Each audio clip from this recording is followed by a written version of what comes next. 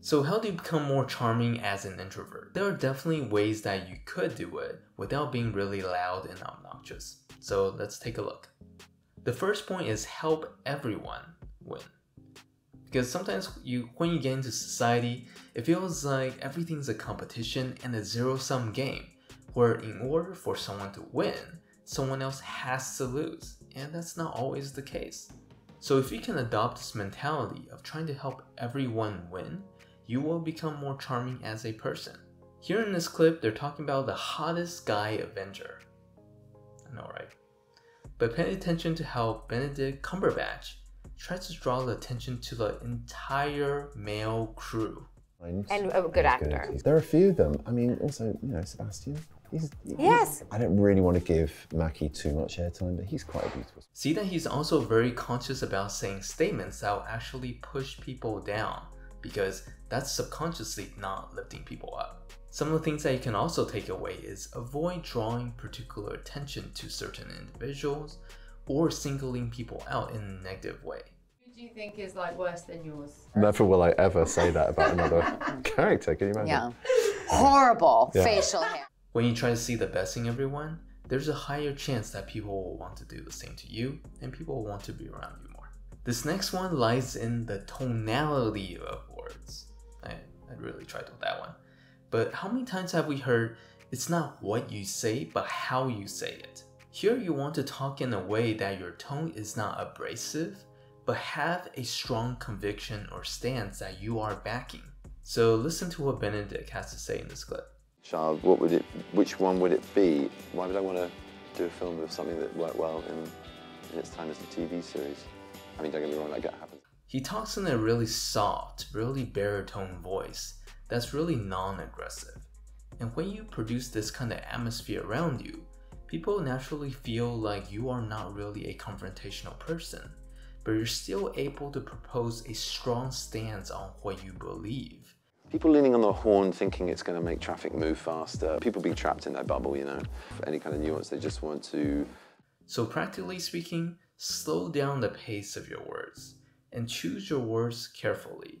Don't use the ones that are more confrontational or aggressive. Keep a more consistent tone, not ones that are fluctuating a lot, to kind of give off that atmosphere of more calmness. This next tip has a lot to do with how you handle people.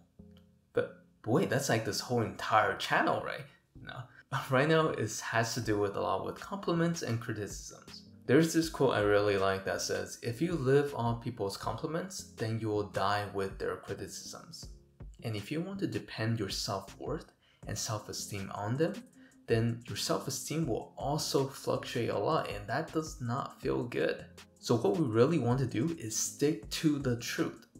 Stop chasing after compliments and stop overreacting to criticisms, because those things are just opinions. So let's look at some examples. He subscribes to Buddhist philosophy and has expressed affinity for meditation and mindfulness. Yes, absolutely. Yeah. Often portrays posh upper-class figures. Alan Turing wasn't necessarily upper-class. Dr. Strange is very privileged and very smart, but not necessarily. There's something freeing about truth because the truth does not change. So your self-esteem, self-worth doesn't have to fluctuate that much. So learn to take in compliments, but do not chase them. Do you still know how to play the violin? If so, which do I still know? I never knew how to play the violin. Next question. It was all fakery and really embarrassing. This is something that... This actually links somewhat with our last point, which is don't be overly concerned about your self-image.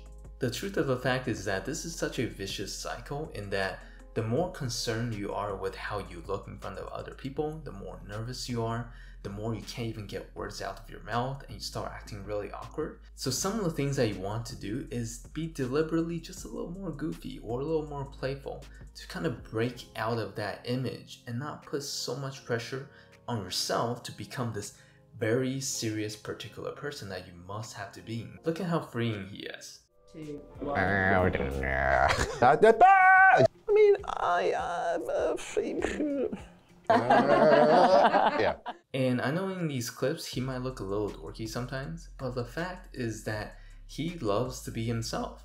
And there's that freedom where he doesn't have to feel like he lives up to the expectations of other people.